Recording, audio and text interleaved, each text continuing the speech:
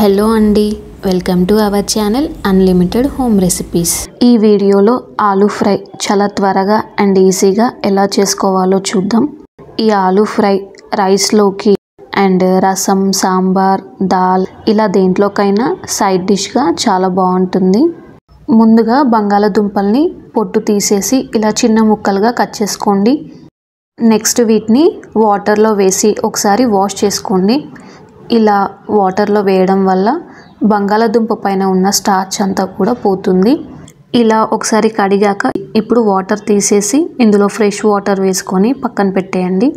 Next stove మీద ఒక కడాయి తీసుకొని ఇందులో 2 టేబుల్ స్పూన్స్ ఆయిల్ వేసుకుందాం. ఆయిల్ హీట్ అయ్యాక 1/2 స్పూన్ ఆవాలు, 1/2 స్పూన్ జీలకర్ర, 2 ఉల్లిపాయల్ని ఇలా తరిగి వేసుకోండి అండ్ 4 పచ్చిమిర్చిని ఇలా కట్ చేసుకొని వేసుకోండి. ఇప్పుడు ఈ ఉల్లిపాయలు లైట్గా కలర్ చేంజ్ అయ్యి సాఫ్ట్ అయ్యే వరకు వేయించుకుందాం. ఉల్లిపాయలు ఇలా వేగిన తర్వాత ఇప్పుడు ఇందులో 7-8 వెల్లుల్లి రెబ్బలు ఇలా క్రష్ చేసుకొని వేసుకోండి. ఈ వెల్లుల్లిని కూడా కాస్త వేయించుకుందాం. ఇలా వేగాక ఇందులో బంగాళదుంప ముక్కల్ని వాటర్లోంచి తీసి వేసుకోండి.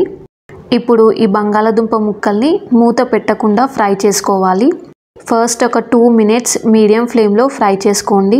తర్వాత మధ్య మధ్యలో కలుపుకుంటూ లో ఫ్లేమ్లో బంగాళదుంప ముక్కలు ఇలా ఉడికే వరకు ఫ్రై చేసుకోవాలి.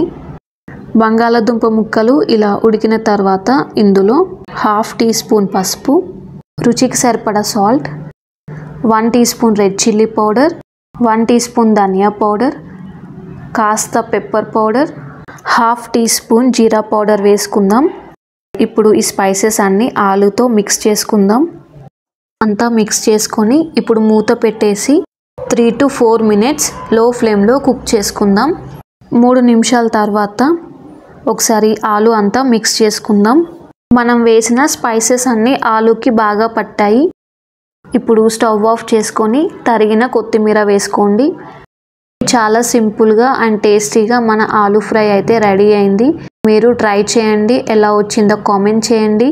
అండ్ మరిన్ని టేస్టీ రెసిపీస్ కోసం మన ఛానల్ని సబ్స్క్రైబ్ చేసుకోండి. మీ ఫ్రెండ్స్ అండ్ ఫ్యామిలీకి షేర్ చేయండి.